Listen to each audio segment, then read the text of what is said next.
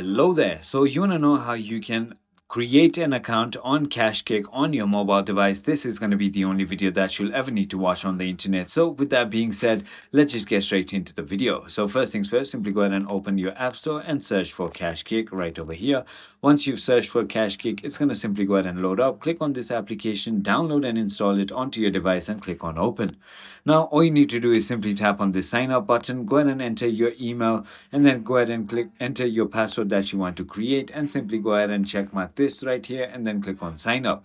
Once you do that, it's going to ask you to verify your account, and once you've verified your email address by simply entering the OTP that they send you back here, you are going to be into your account. Or the other way you can actually sign up is by just clicking on the Apple logo, the Google logo, the Facebook or PayPal logo down there, and you can log in through those accounts. So I hope this video was helpful to you. If it was, hit that like button and I'll see you on